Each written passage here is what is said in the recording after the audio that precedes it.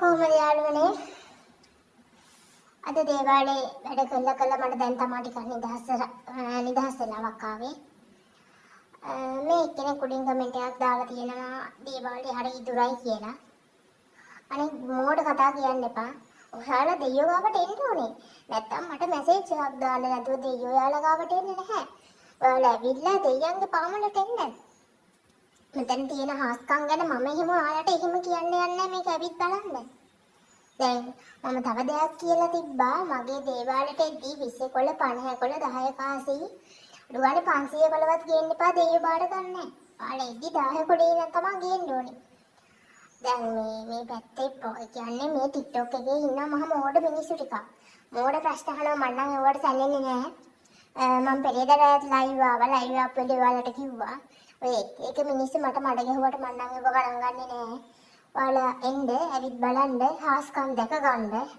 දැන් මගෙන් උදව් අරගෙන කී දෙනෙක් මේ වෙද්දි කෝටිපති වෙලා තියෙනවද?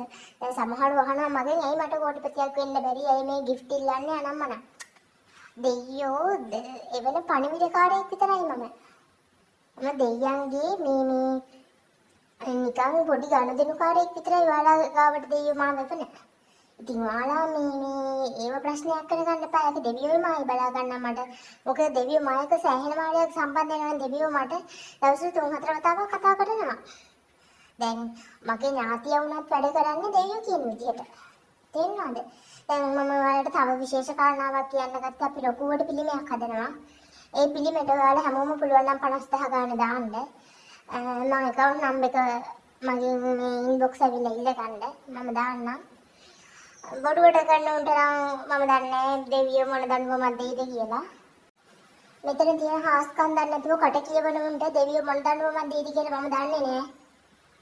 මට ඕනම් පුළුවන් ඔය මට එක එකව කියනවා මෙහෙම දූවිලි කරලා දාන්න මට පුළුවන්. මම ඒකට වෙලාවක් වෙනකන් ඉන්නේ. මම වෙලාව ආවහම වැඩ පෙන්නනවා. ඔයාලා කවුරු හරි මගේ දේවාලයට උදව් කරනවා නම් ඔයාලට පුළුවන් දෙවියන්ට පලන් දාන්න කැරට් 22 රත්තරන් ඒ වගේ මාළ ගේන්න පුළුවන් පළඳනා දෙවියන්ට ගේන්න පුළුවන්. මම අර කිව්වා වගේ මාළු සල්ලි මම බාරගන්නේ නෑ. මම කොළ සල්ලි විතරයි බාරගන්නේ. ඒත් 10 කොළේ ඉඳන් උඩ ඉඳන් තමයි මම මේ සල්ලි කොළ බාරගන්නේ. මෙතෙන් ආපු අය දන්නවා කොහොමද මෙතන හාස්කම් කියන දේ. ඉතින් ඒක දන්නේ නැතුව කියවනුන්ගෙන් මට නම් වැඩක් නෑ. මම ඒ කියන්න තමයි ආවේ. යාළුවනේ දැන් ඔයාලට පේනවා මෙතන මගේ යවට මිනිස්සු ගොඩාක් ඉන්නවා. මන්ට එයාලගේ දැන් වැඩ තියෙනවා. මම මේ හදිස්සියෙම ආවේ මේ දුරයි අරක මේක කියන උන්ගේ මේ මොළ ටික පාදන්න ඇත්තමයි. මේ දුර නම් ඉතින් දෙවියෝ උඹලා ගාවට එන්නේ නැහැ වරෙන්න මෙතෙන්ට. මේ ඇත්තටම මෙවට මගේ රාතියට උනත් යකා නගිනවා ඇති.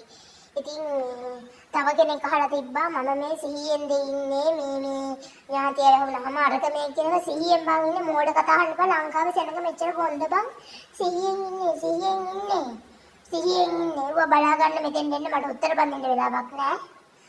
මම ආයේ හෙට ලයිව් වෙනවා. ලයිව් ආවම මට ඕනේ මුදල් පිළිබඳව මම දන්නන්න. එතකන් ඔයාලට සුබ දවසක් යාළුවනේ.